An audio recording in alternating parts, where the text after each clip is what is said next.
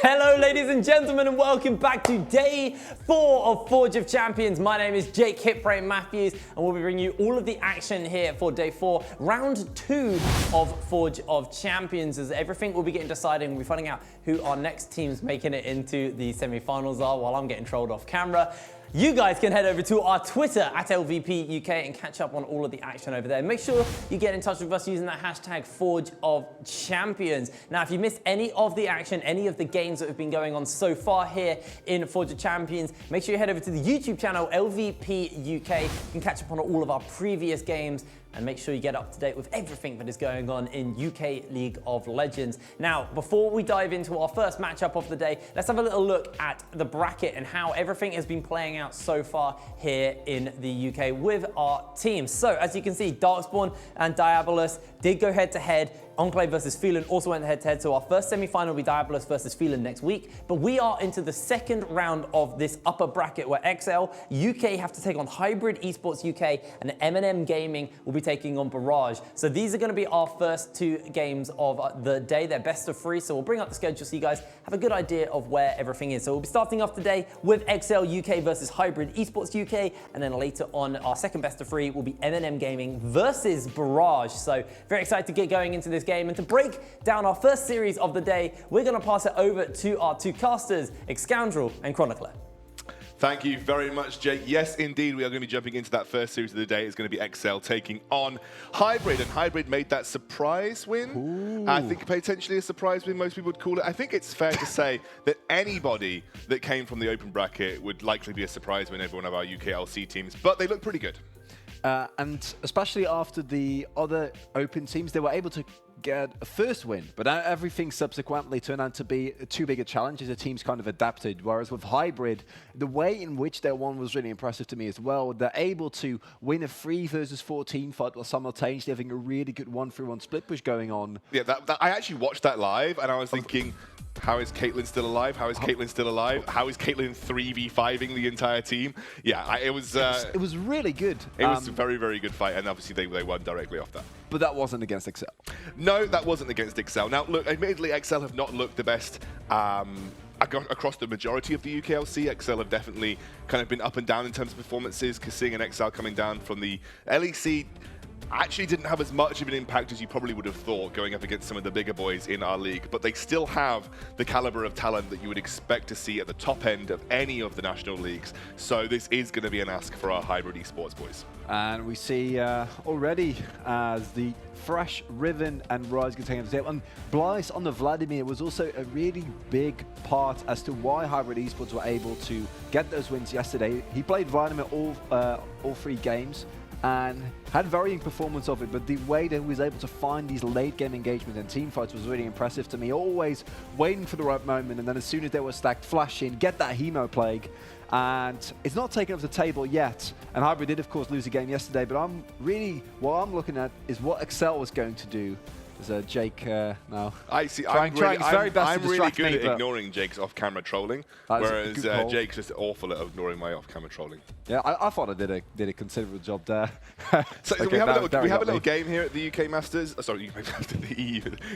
I've just done EU Masters. Yeah? Just done EU Masters, and I'm here at UK, and I'm like, I just said UK Masters because I was like, EU Masters I've just done. No, at the Forge of Champions, where we kind of try and tilt our fellow casters who are off camera or on camera, and I was trying to make Jake laugh during the opening segment.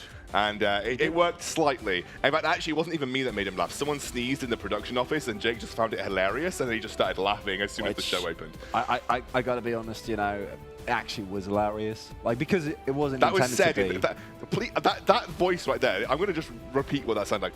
That actually was hilarious. But it was. Look at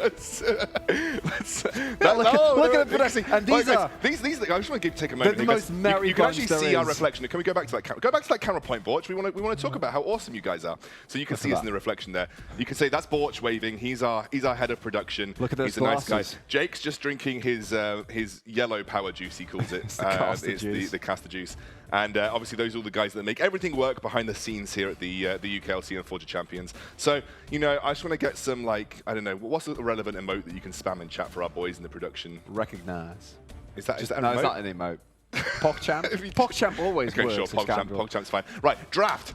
We're into draft. Oof. It has been a first pick of the Akali here for Hybrid, and Excel's going to be taking the Lissandra. We're also going to see Mystique's picking up the Braum. Very strong bot laner, generally kind of considered top tier in terms of support. And what I wanted to see from Excel coming into this series is I kind of expect them to just take control from the get-go. Yeah. Don't go for something scaling. This is a meta in which if you are the better team, you can take a lead in the early game and just completely run with it. And the Lissandra and the Braum are, to me, sending a message that is something that they will want to go for. Whereas with Hybrids, once again, we see the Vladimir getting picked up. They had a good performance. Or Diablo had a good performance on the Akali yesterday. I mean, they've had a really good draft. This is exactly what they wanted in their draft. They're getting comfort, but Excel are already having a toolkit, and the Morgana is actually huge. You've actually just got to ban Caitlyn. If you don't want to deal with that in the bot lane, you actually just have to ban that now. But the amount of CC from Excel is what always really scares me, is the lockdown, the chain of a Frozen Tomb into a Glacial Fissure, into concussive blows is insane. And the Morgana actually does really well against that. So I like in the pickup here from Hybrid.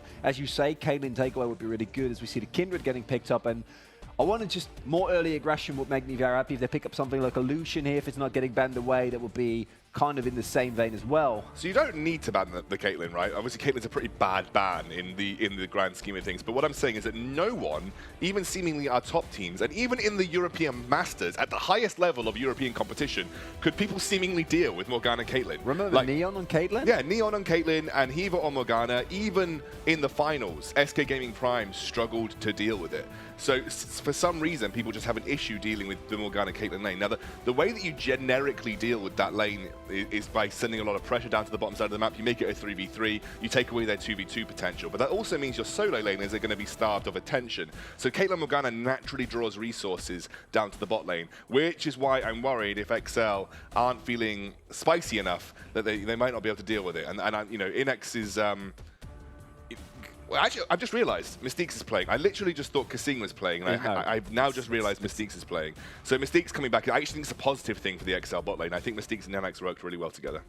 And I got to agree with you there. And if there's a mid laner, and the cannon as well, so even more leaning into that early mid-game teamfight composition where you can take control, start forcing things. And the Lissandra is a pick that traditionally does very well, even with relatively low level of attention, but also if Lissandra misses a wave or two, she's not really reliant on hitting those big farm numbers to make the champion work. No. So if there is a pick that does well at punishing the Caitlyn Morgana, as we now see getting locked in here, then it is something like the Lissandra, like the Cannon, that are just, as soon as they hit their level 6s, the impact in terms of CC and team fighting that they have is just absolutely immense. So Hybrid really have their work cut out for them here, because yes, they have a lot of comfort, they have a really strong bot lane, and the Jarvan to round it out is nice. I'm loving the team comp in a vacuum, but against a team like Excel, who I expect a lot of early game prowess from, it's looking scary. Yeah, I mean, the one issue that you could say that Hybrid have got going for them is they're complete scaling, and the bot lane is really only going to be the focus target, because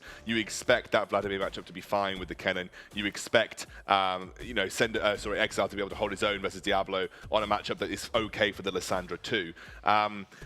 Now I think we're looking towards the bot lane. You're going to see the Ezreal Braum come out, which is something, if you can land those Mystic shots, it can be very difficult to deal with as the Caitlyn.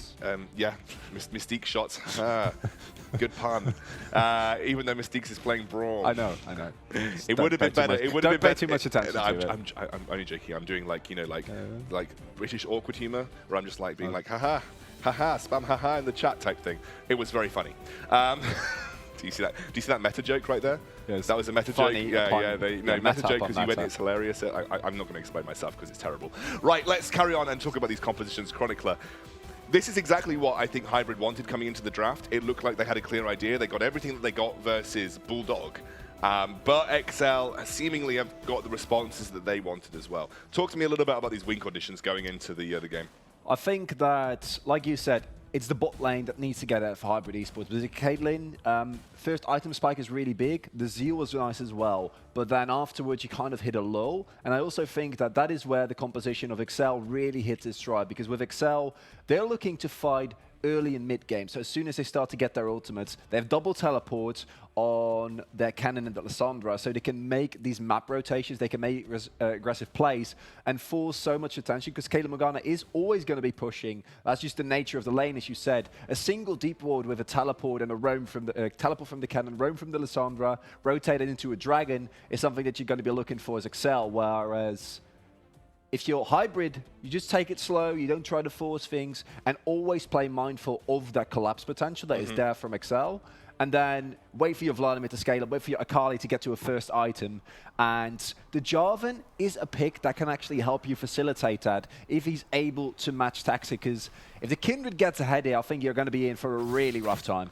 I think we also need to note that it's actually Diablo playing the Vladimir in the mid lane and Blyce actually playing the Akali top here, even though we assumed it would be the other way around based on previous performances. So they are very happy to flex those picks into matchups that are slightly easier. I wouldn't say the Akali Kennen matchup is easier for the Akali, but I'd say that Vladimir into Lissandra is maybe slightly easier than the Akali would have been. Trying to go for the one. Oh, is that a flash from Mystiques early on here? It flashes and forces Zico to flash himself. Yeah. Is it Zico or Zico? I think it's Zyko. I'm going to say Zyko. I prefer Zyko. So I prefer Zyko too. Concussive blows, level 1 is just absolutely absurd. There's nobody you can contest that. You don't have your flag and reg available. And the follow-up invade being set up here, they are aware that this is happening. I mean, level 1 Braum with double AD carry is essentially impossible to deal with. I'm wondering whether they're just going to go for a pure smite steal. That's a really good binding. Looking to go aggressive. Inax just dies. And that's not what you wanted to do. No, that is... They're still going to go for it. The teleport comes in level 1. What? I mean, Taxa gets it. He gets it, and they're going for Zyko. He's going to be going low. One more concussive blow stands up, and Taxa will pick up the kill. So really, XL have recovered. But that was Inax teleporting in there. So Inax just burnt that teleport early on, not so bad. And it looks like Taxa's going to be able to clear out some of this red side jungle. That was a bit of a meme. That was probably the craziest level 1 we had thus far as Forge of Champions, because this is not a second red buff invade. This was every single person was level 1 until Taxa was able to smite that blue buff or a red buff. So what do we see now? We see an early advantage for Taxa, which is really good for Excel because they want to be able to get that Kindred rolling, as it's going to provide a lot of extra burst damage in these early team fights. And the early he hits 6, the early you have Lamp Respite. He's still in the bot side jungle. Yeah, and it's because the wards picked him up on the red side. Now, he went for the Krugs, and I really like what Zyko's done here. No vision control on the top side of the map because XL literally spent no time there. He's going to go straight for the red side jungle of Taxa. And the bind in the end does it Mystique, but a heal being forced really early on here. On Dragdar, and I wanted to tell Dragdar, him getting the kill was really big as well, because if the Caitlyn can get an edge in a matchup like this, it's going to be really, if she hits that BF sword early on, you're going to be able to force the trade, shove in the lane. But unfortunately for them, because Inax and Mystiques were able to get back to the lane without really any big deficits, and they had to roam away for a second there to threaten Taxa, are still getting pushed in early on. And that is something that kind of worries me, because you want to be able to make use of that early kill or as the Caitlyn, because in a late game scenario, the Ezreal is, especially in the mid game when he starts hitting his spikes, so you're kind of waiting for the point where you become relevant again. Not going to be a great spot. And Taxa, once again, goes for the Crux here. What I really like about what we just saw a second ago is Sendo put a ward down on the mark that was Jarvan's Gromp. Now, this is a really good thing to do when you're trying to track the enemy jungler, because when you see a mark appear in your own jungle, as that jungler, you are going to be naturally drawn towards the mark to try and deny it from the Kindred. So, by putting a ward on it, that means you can track exactly when Zyko has decided to go and clear that mark out. Not that Taxa really had any, I guess, what's the word I'm looking for? Had just any way or a reason to be. A reason to go for it, because it's just so far on the other side of the map. But what Sendo did is he's able to track exactly where Jarvan is. That's allowed Taxa to then go and steal those Krugs away again to take a little bit more away. Also deny yet another cooldown on the jungle side for Jarvan, and keeps Jarvan a little bit behind, as well as keeping himself safe in the top lane. So it was a really useful ward all round. And it was just, even though I don't think Taxa had much drive to go and take that mark away from their side of the jungle, it's actually given them a lot of information that they can use in the early game. And Blyce having a kind of a tough time here, already a little bit behind in terms of CS. Zyko now, he's only level 3, but he is looking for a block bottom lane play regardless. But with the lane pushing in and a ward in the bot side brush, I don't think that it's really going to work out for him. She's going to walk into vision and get the shove on, and the early plates is something that the Caitlyn Morgana lanes excel at. Now, him showing himself here means that, yes, he's able to siphon a little bit of experience, which he really needs, but simultaneously it means that Taxa can completely track him, know what's going on, and with Blyce underneath his turrets, that is a little bit threatening for the bot half of Hybrid. So Taxa's been a little bit undone here because both of his marks have been on the enemy side jungle, which is a bit of a shame because sometimes you often get them on the river scuttlers.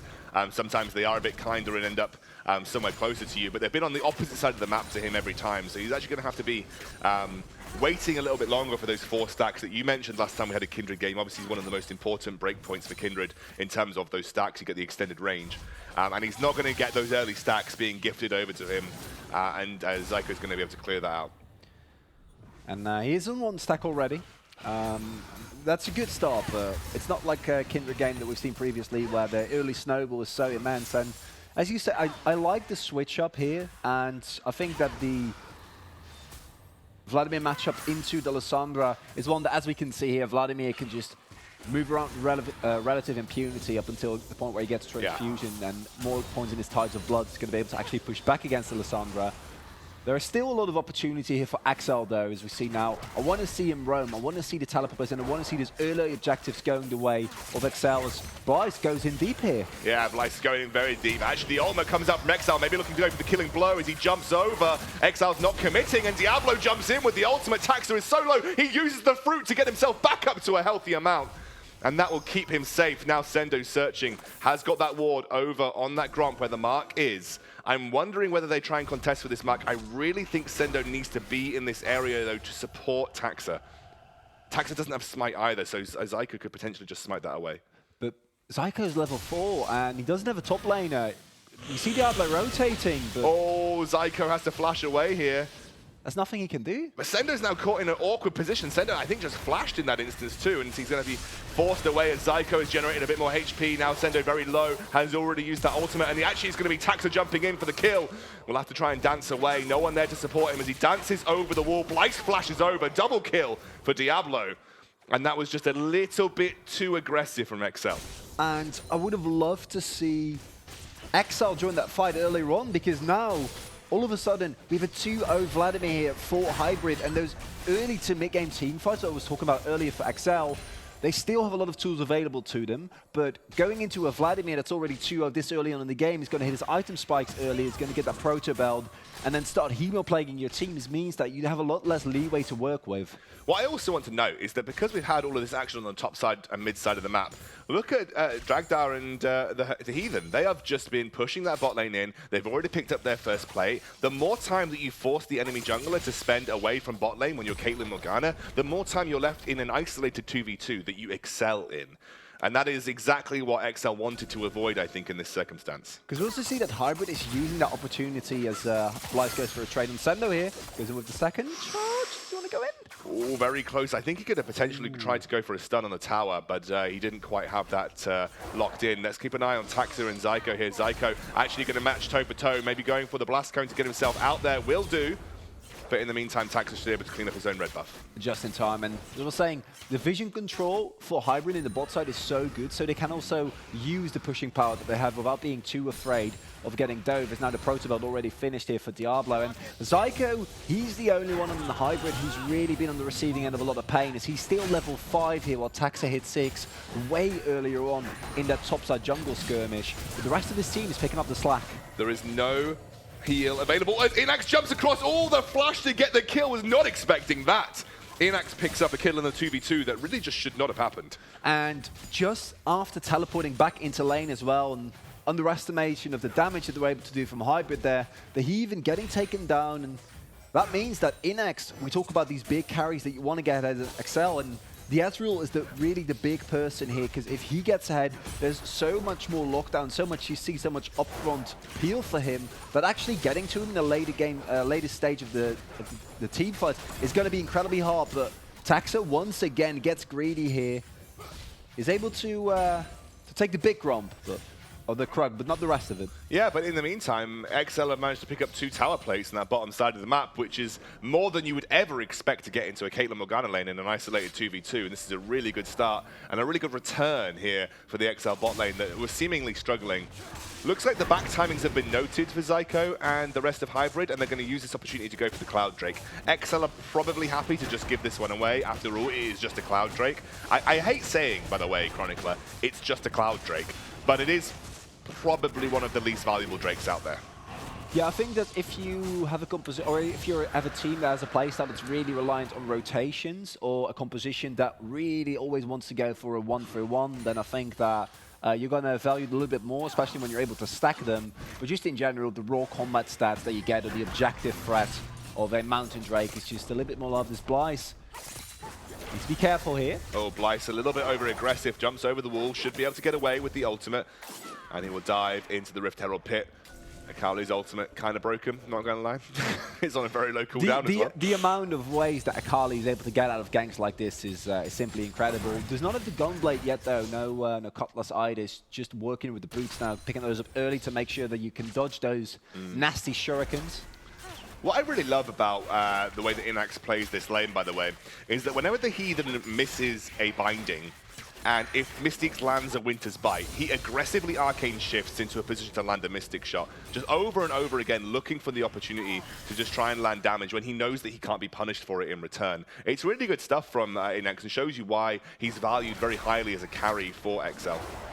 And XL now at 11 minutes, they are still sizably ahead, and that is kind of what their composition wants to do. Not because it doesn't scale well, but we haven't seen any real team fights yet. It's more been these little skirmishes, and once those come down with the triple teleport available for XL, not right now, but in the end they will have that available, is incredibly scary to face. The Rift Herald gets picked up here, and it is a early Rift Herald, meaning that we might see get used for some early plates pick up, maybe in the mid lane, open up that map, open up XL to roam, because he's really just been stuck in the mid lane. He's made one little foray into the topside jungle, but I'd love to see them use this Lissandra a little bit more as well. Yeah, actually now Diablo at a point where he feels comfortable going for trades with XL as well. It is not a matchup that, you know, Lissandra is going to excel in. Forgive my pun, was unintended. And it's really bad if it was intended. But yeah, it's not intended. I thought that was clear. Taxa now looking to dive onto Zyko. Zyko just going to back out here. Still a little bit behind in experience, a little bit behind in farm, but you would expect that into the matchup. As now Taxa moves down, Mystiques has the opportunity to go for a ultimate. Doesn't have the flash available, but Taxa shows himself in lane, and that will be it for their potential push forward. And some interesting notes is that we see Zyko, even with a team composition that doesn't have a lot of tankiness, is going for a warrior build on the Jarvan, so really favoring that upfront damage, and that Ruby Crystal probably going to get built into a Black Cleaver, just getting on top of someone like Taxa and blowing them up as the Rift Herald gets summoned. Blyce very aggressive here, knows that he can't be punished too heavily as he jumps back in. Sendo gets the stun immediately. That's a great flash. Can Sendo return it? Oh, the flash, but electrical surge into the middle of the fight in the meantime. Rift Herald picking up the mid turret. Diablo so low. That was so good from Sendo. I was sure, I was absolutely certain that that was going to be a kill for Blyce. When Blyce got the flash off, I thought it was over, but then Sendo, nerves of steel, is able to get back in with the extra resistances that he gets on his E, and just dives in for the very last hit. Zyko now, he's looking for something. While this was happening, the first turret drops, and now all of a sudden the gold lead for XL is quite high. You can see electrical surge there as well. Lightning Rush can't keep the resistances up. Zyko will just pick up the kill with the Warriors. Like you said, a little bit increased damage coming out, but I do feel like if XL start to snowball, that will come back to bite him just a little bit. Because then you don't have a reliable form of engagement. You still have to pick potential from a Morgana binding, but that really then becomes your only reliable tool, because if you go in as a tank or as a more aggressive build Jarvan, you're going to get focused down and shut down so incredibly quickly by this composition. It's just even just if you don't get focused, the AoE damage from the Kindred as she vaults away from the cannon from the Lissandra, it's going to be so hard for you to deal with. We see Blyce and Zyko now getting a push on top lane, and I think the Devourer from Taxa here is also quite interesting. And so let's take a look at how this fight went down here. It was just an ultimate onto the Vladimir. Actually got knocked away, and he pulls to safety. Saved him. Yeah. The second charge is really nice, though. Yeah, you get the second charge off. He almost got killed there. Man, these transitions... The headbutt got him. These transitions are lightning fast, by the way, guys. They are lightning fast. I can't even read what's coming up. So smooth as well. I mean, if smooth is like, you know, literally disappearing in front of my eyes, then yes. I thought it was smooth. I don't know in what world you describe that as smooth, but I guarantee you, it is not. No, I hate to disagree with you, It's like you blink and you literally miss it. I thought that was relative. I'm not gonna waste any more words on this. I thought it was relatively smooth. What? I keep wanting to talk about this Devourer build from Taxa. Okay, go for it. As Diablo once again goes in there. Generally, I feel like the Warriors gives you more upfront burst, and with this team composition, would have really liked that, but instead wanting to go for more health shred, which do you need the upfront burst with the composition? I'm being playing devil's advocate here, right? You've got a Lissandra and Ezreal with, you know, nearly its 2-item spike and Kennen. Maybe you don't need the upfront burst. Maybe you just need that consistent damage as an insurance policy.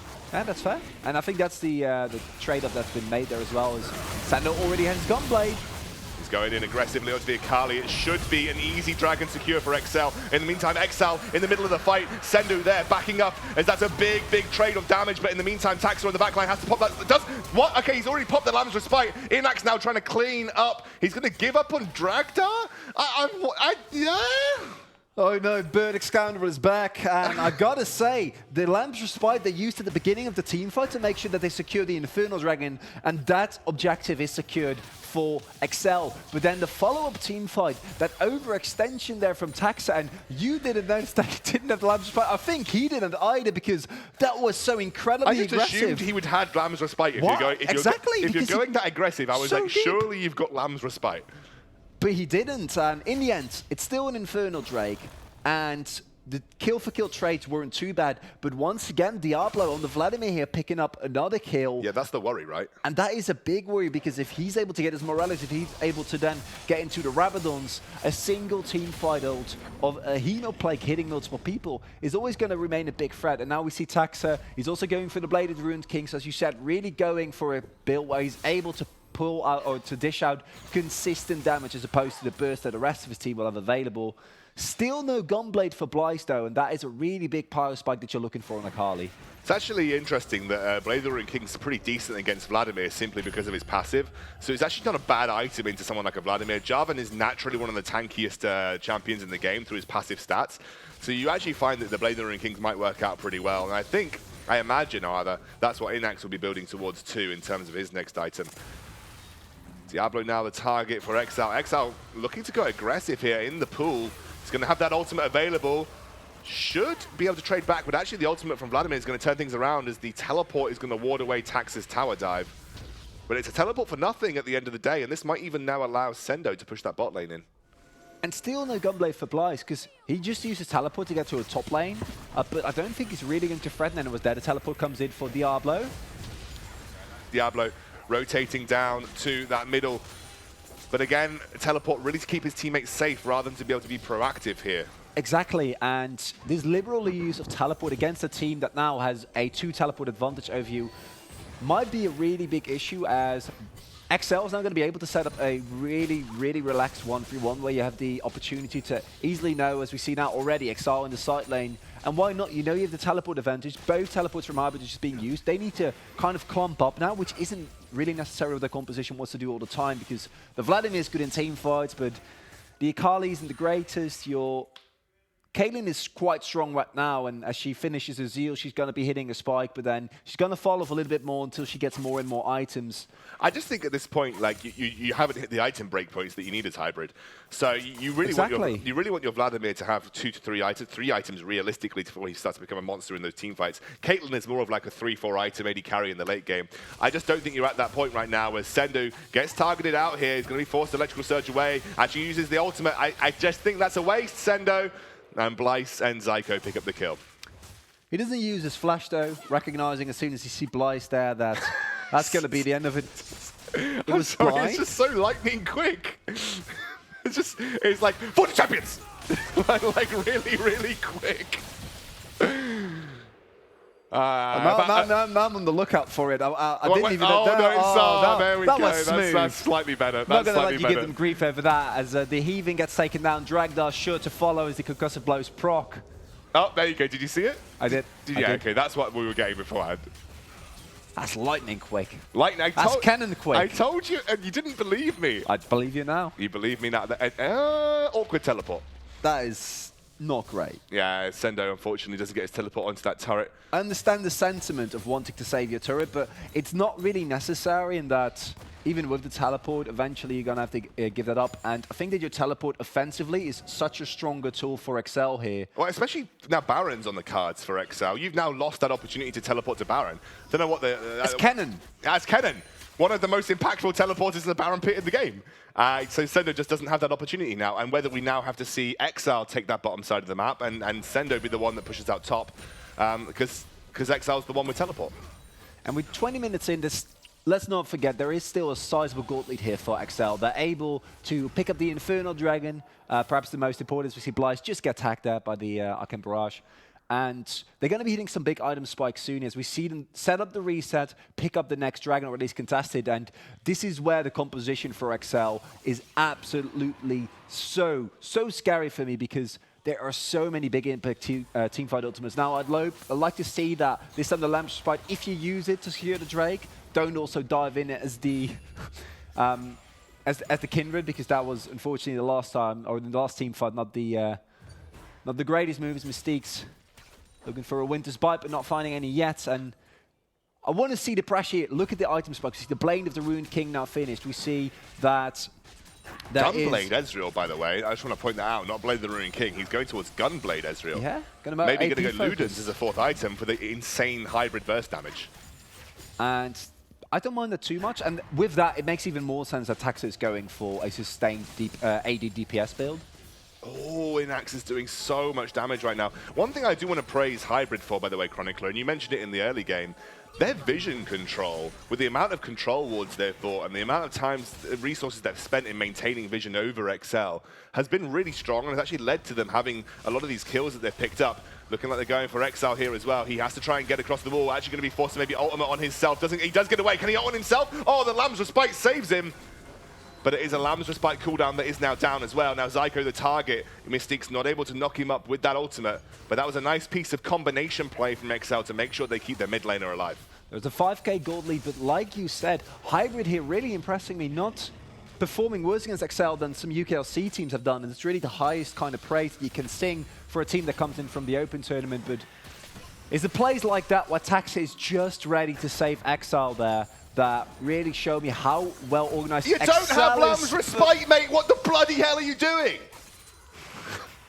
I have no other response to that besides what you just said. I thought that was a very, very ambitious vault in. And there's still, this is the thing, right? Like, that's not necessary, and XL should know better because they can just pick up the objective here. There's absolutely no need for you to pick up a Raptor camp on the way or get a deep ward in. There wasn't even a Raptor camp there. I'm pretty sure they had vision of like the entire Hybrid roster. They've got wards. Maybe that was him jumping over to put a ward there, but like, they had vision in the middle map. They should have seen people enter the red side jungle. The only thing that I could think that went through Tax's mind was like, yeah, we can take this fight. Tax has been really aggressive because it's the second jump we've seen a mate like that. As okay, we skip over a replay there. Well, now we're doing lane transitions, right? So when we go to another lane, we just transition it with the Forge of Champions logo, just to make sure you guys know exactly which tournament you're in. And how good that logo is. I'm being told I can't say this anymore, otherwise my producer will kick me off the show. Which, you know, would be rather unfortunate. Stopwatch now available for Diablo. Morello Nomicron finished, meaning that he's going to be able to lessen the sustain from someone like the Kindred a little bit, which is going to be nice, but still it's XL who are looking like the clear favorites to me in the team fights. They can play front to back, they have a lot of peel available for Inax, but if they can find a flank with the teleport from Sendu or Exile, the backline, Dragdar, he's going to be so threatened, even with a Black Shield to back him up. So I'm now looking at XL and the situation that they're in right now. They've got a 5,000 gold lead, but it has been about 5,000 for maybe 10 minutes or so. So what Hybrid has been doing well is been keeping that gold lead at the point that it's at. I'm looking at item spikes starting to be picked up. We're 2 items Caitlyn, we're 2 items Vladimir, working towards our third.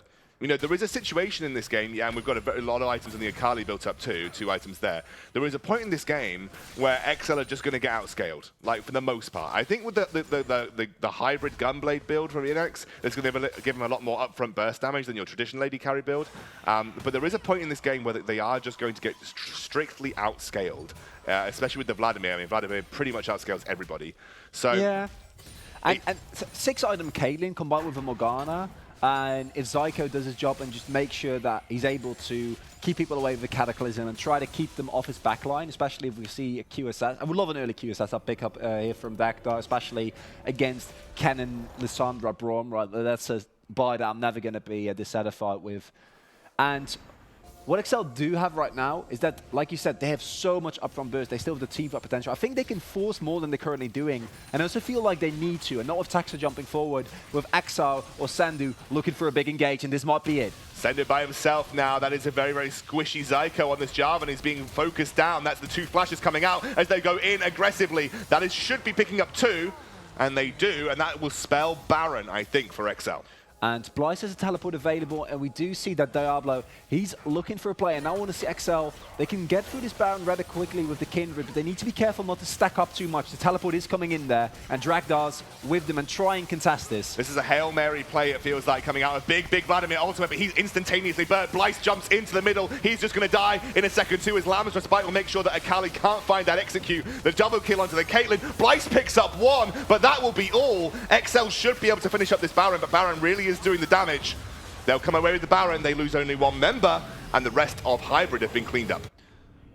And a really nice effort there from Hybrid. Unfortunately, it's not enough. The Hemo Plague hits multiple people, but not the people in the back who were able to path away from it, making sure that they were able to continuously deal with the Baron. The Lamb's Respite really coming up big there, because I feel like if they hadn't had the combined healing from the Lamb's Respite, as we're going to take a look here, let's look at that Hemo Plague from Alex. Look at Inix's positioning here. He's making sure that he doesn't get hit. Same for Sandu, meaning that immediately afterwards, Inix flashes forward there to make sure that the Vladimir can't pull, can't get anything else off now. And now it's just Blyce, and yes, he's able to pick up a kill on Inix here, which is nice, but it's not nearly enough. And that was a really cleanly executed team fight from XL there, making sure that everyone stays alive. They stack him, they kill the Vladimir, and now the Baron buff is down. The gold lead is growing, and XL is showing their dominance here. Thank you very much, Colin, for explaining our Flashpoint Forge of Champions replays. It's like a PowerPoint? Yeah, except for it's really speedy. All right, XL have got the Baron now. They have that 1-through-1 capabilities with the Kennen and the Lissandra taking those side lanes. Sendo and XL just going to be pushing those up. And I think really the strongest guy on the team right now, Inax, just has so much damage to work with, and he's got such siege potential. If he just catches someone with a Winter's Bite and a Mystic Shot, Sendo has to be careful. I mean, that's a very early pull from Diablo. You've got to remember that takes away a large percentage of your HP. You want to really use that as late as possible. And that's going to just force Sendo away, though. He doesn't want to get involved in that. The rest of XL are going to start this siege up right now. The Unbreakable doing what it can as an engage comes out from Blyce. Blyce super aggressive. That's going to be a big flank play coming out from Diablo. Can Inax carry this through as XL is going to be the first to go down? Suddenly Blyce, as Taxa jumps forward, he has got that Lamb's Respite available. He's going to take out Zyko too, and suddenly XL just cleaning house on this bottom side of the map. A really nice flag comes through there from Diablo, and I thought that was going to be enough, but the zoning from Sendu there with the cannon ultimate. Oh, Inax snipes another. This should be XL rushing for the win. Rushing, pushing, I don't know what I was saying there, but they're still going for the win. It's going to be rushing towards the basic scoundrel, and Dragda, he tries his best. And I love the performance here from Hybrid, but in the end, the XL show how cleanly they can play if they really want to, because the way that Sendu was able to just zone everyone off, the fact that Inax stays alive throughout the entirety of that fight and just keeps doing damage, just Dragda, he gives it his all, but XL was saying, well, Hybrid, you performed well this far, but we're a little bit of a different class here when it comes to the UKLC teams. Yeah, definitely XL looking on form in the UKLC. And you mentioned that you liked Hybrid's performance. I will say that I like the vision control that Hybrid put down on the map. I really like the fact that they spent a lot of resources in warding. They spent a lot of resources in control wards specifically. They actually got a lot of picks through those control wards too. But they just couldn't keep up with that early game pace that XL put down. That is true. And I don't know if you can really expect it from it. And they saw that they had the right idea, right? Like, I think that something like a Vladimir flank against a team that isn't expecting that like Excel would, that could just turn around the game right there. You could just blow them up from the back line. But then every single time that they try to get something off like that, we see that Excel, they've been in this situation before, they know how to deal with this, and I think that that's where the experience really shines through. Same thing with the Baron pit. Like, the Vladimir, I don't think he expected Inex to like dodge his hero play and then flash forward just so he could blow him up in a matter of seconds. And those are the kind of plays that I think are really hard to fix as well, because it's the first game in a best of 3. And while Hybrid were looking good, Excel was just a step ahead of them at every point of the way. Yeah, I think that felt like a comfort draft from Hybrid, but it too much late game. And XL know how to play the early game. Inax, for me, was a standout performer on his Ezreal. Absolutely explosive and super aggressive in lane versus a lane that's quite difficult to deal with. When we come back after the break, we'll be joining our second game in this series to see whether Hybrid can bounce back or if XL can close out the series.